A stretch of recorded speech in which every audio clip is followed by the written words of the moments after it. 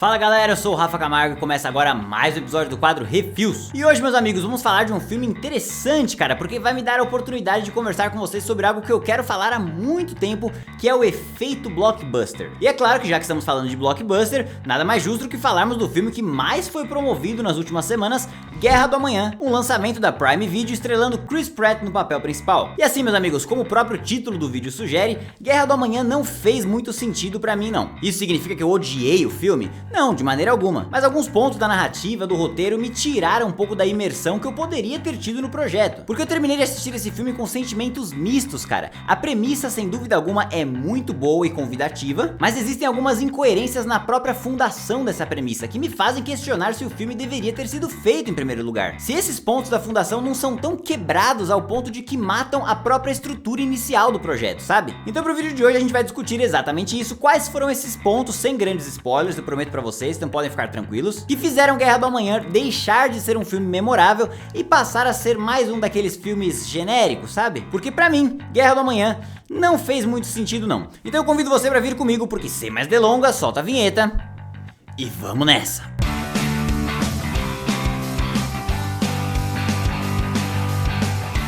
Bom, meus amigos, antes de dar sequência, eu quero pedir pra você se inscrever aqui no canal se ainda não for inscrito, deixar o like aqui embaixo e comentar se você ficou ansioso pra assistir esse filme. Todas essas interações me ajudam a levar esse vídeo pra muito mais pessoas, então eu conto com vocês pra isso, beleza? E dito isso, bora pro filme. Guerra do Amanhã conta a história de Dan Forrester, que é um ex-militar e atual professor de biologia do ensino médio, e ele está em casa de boa com a sua família assistindo a final da Copa do Mundo de 2022, quando de repente algo acontece. Inclusive, durante essa cena da Copa do Mundo, eles chegam a fazer uma menção de que os brasileiros são os melhores naquele estilo de esporte. E devo dizer que é sempre bom quando a gente vê um filme estrangeiro colocando o brasileiro como foco de algo, principalmente quando esse algo não é mata e floresta. Bom, no meio do jogo, soldados do futuro aparecem e dizem que a humanidade está em guerra 30 anos pra frente, e que eles estão perdendo, e por isso precisam de pessoas que estejam dispostas a lutar. E obviamente de cara a galera não está muito disposta a ir lá lutar, então o governo estabelece um critério, que eu não vou falar exatamente qual é o critério aqui pra não dar spoiler pra vocês, apesar de ser bem óbvio se a gente parar pra pensar, mas ainda assim eu não quero estragar pra vocês. Bom, e aí por conta desse critério, o Chris Pratt é selecionado e vai 30 anos pro futuro enfrentar uma ameaça completamente desconhecida. Bom, vamos lá, será que dá pra gente voltar um pouquinho e pegar essa última frase, porque eu vou usar ela como base pro resto da crítica.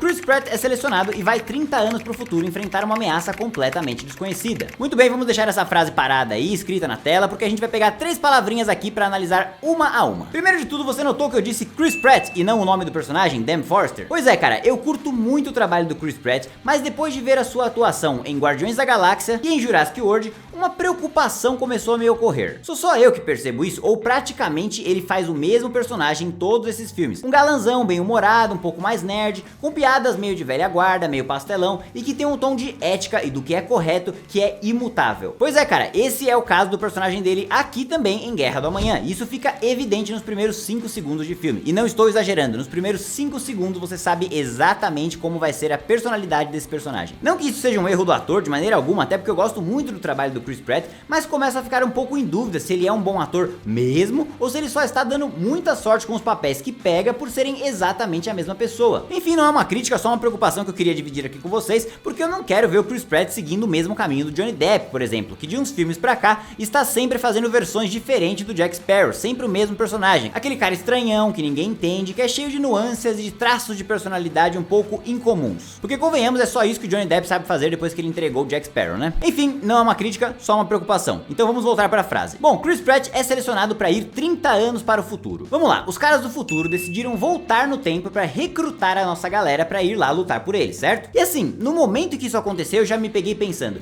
se os caras descobriram como que dá pra fazer pra voltar no tempo, por que ao invés de pegar soldados, eles não vão logo na causa do problema, descobrem a chegada desses alienígenas, ou como que eles vieram parar aqui, e aniquilam logo a ameaça de uma vez? Porque assim, meus amigos, em nenhum momento fica dúvida ou questionamento se dá pra vencer essa guerra lá no futuro. Do jeito que as coisas não são mostradas pelos jornais, ou pelo nível da cidade quando o Chris Pratt chega lá, ou até pelos diálogos que o Pratt tem com uma menina lá no futuro, que diz pra ele que a África e a Europa Europa já não tem mais população, fica um pouco difícil acreditar que dá pra vencer aquele combate. Porque pensa comigo, cara, a África e a Europa já não tem mais ninguém, nada, nobody. E só essas duas regiões representam tipo, sei lá, 30% da população mundial, cara. Então não tem muita esperança de que a gente vai vencer essa guerra contra os alienígenas. E pra mim isso tinha ficado claro, e não é um problema, porque de fato faz sentido. Voltar no tempo e aniquilar a ameaça antes mesmo dela acontecer poderia ser a solução para a população do futuro. Só que aí num determinado momento o filme parece não entender que você pode ter chegado nessas conclusões e tenta tratar isso como se fosse uma surpresa, sendo que não é muito, cara, é exatamente o que tinha ficado claro pra mim no começo. Então de fato é uma premissa que acaba ficando um pouco infundada. Mas vamos voltar à minha frase mais uma vez. Chris Pratt vai para o futuro em 30 anos para enfrentar uma ameaça desconhecida. E é aí que o bicho pegou pra mim. Porque desconhecida, meus amigos, pra quem? Os caras do futuro já estão lutando contra esses alienígenas há anos e estão perdendo essa batalha. Então, onde está o desconhecimento? Porque se a galera do futuro tá lutando essa guerra contra os alienígenas, decidiu voltar pro passado para recrutar mais pessoas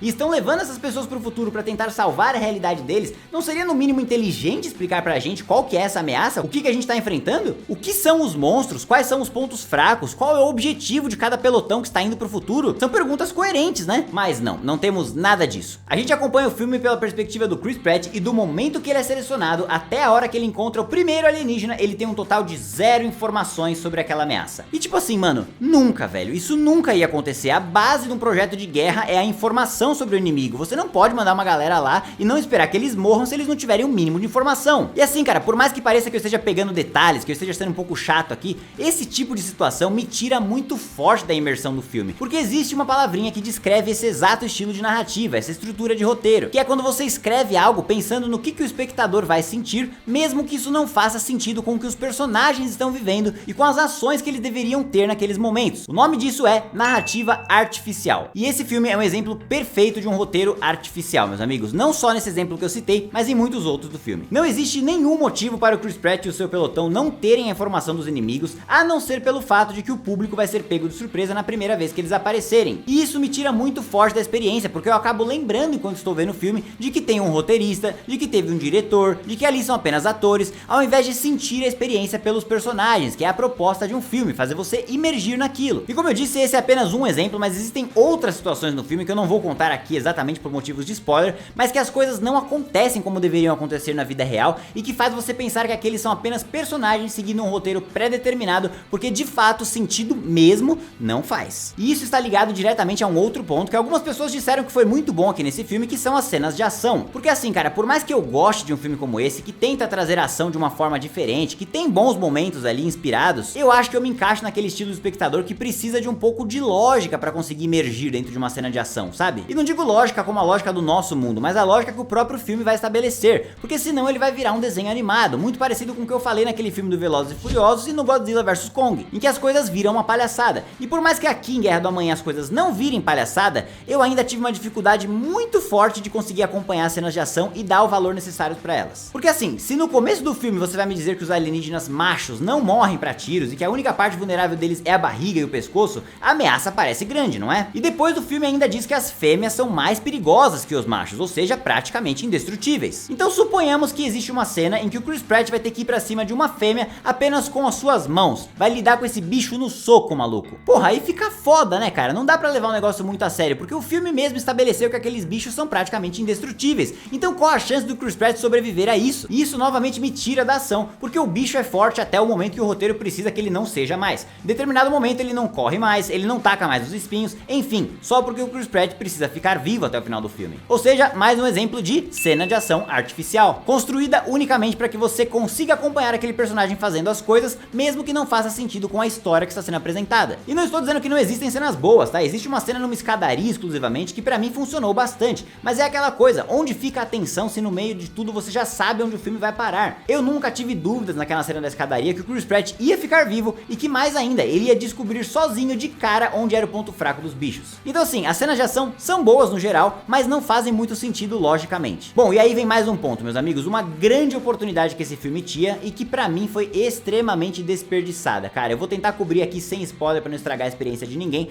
mas digamos que quando o Chris Pratt vai pro futuro, ele sendo um pai de família, tudo mais, um cara que se importa muito com a filha dele, era natural que eu esperasse que no futuro ele tivesse algum contato com a filha dele e que isso pudesse nos gerar um momento emocional. E cara, isso chega a acontecer de fato, mas o desenrolar desenrolar dessa parte da trama é muito broxante mesmo. De verdade, eu consigo pensar em 68 formas melhores de terem conduzido essa trama, todas melhores do que a pataquada que foi feita aqui. E mais do que isso, meus amigos, no final do filme, também fiquem tranquilos que eu não vou dar spoiler aqui não, mas a gente cai naquele grande clichê dos filmes de ação, em que existe uma ameaça global, ou seja, no mundo inteiro, e tudo, o futuro da humanidade fica nas mãos de um único cara, sendo que não tem necessidade pra isso. Tem um momento que o Chris Pratt descobre uma informação importante, vai levar pros responsáveis do governo, pras autoridades do país, e o governo decide não apoiar ele nessa expedição. Tipo assim, como, cara? Como que o governo não vai apoiar uma das poucas chances que a humanidade, a espécie humana, tem de sobreviver a um ataque alienígena? Não tem o menor sentido isso. É uma questão de sobrevivência da espécie, cara. Obviamente eles iam ajudar, mas por que que o governo decide não ajudar?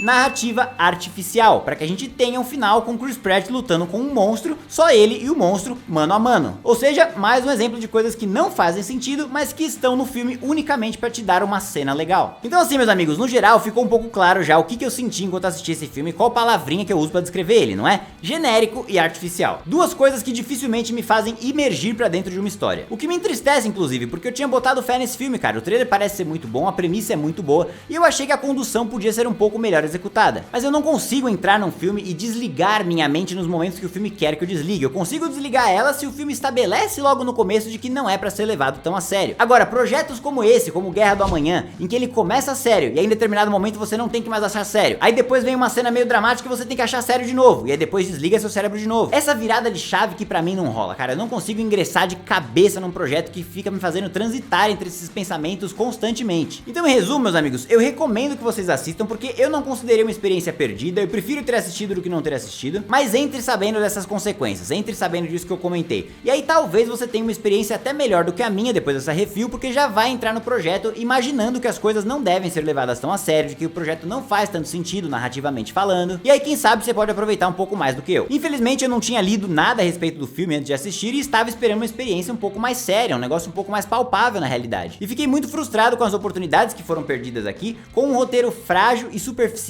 que usa de cenas importantes pra te entregar um roteiro e não o contrário como deveria ser, mas que ainda assim conseguiu me divertir numa noite de domingo como foi meu caso. Então eu não diria que foi um tempo perdido, eu não classifico essa experiência como sendo absurda e horrível, mas também não acho que foi nada demais. E eu classifico Guerra do Amanhã como um projeto valeu a mensalidade, porque era um domingão à noite, eu não tava esperando muito mais coisa não. Mas foi por muito pouco que ele não virou um fim de lista ali, viu? E agora, meus amigos, eu quero saber de vocês, já assistiram Guerra do Amanhã? Gostaram? Comenta aqui embaixo pra eu saber. Se curtiu o vídeo, não esqueça de deixar o like aqui embaixo, se inscrever no canal e ativar o sininho pra ficar por dentro das próximas novidades. Muito obrigado pela audiência de todos e até a próxima.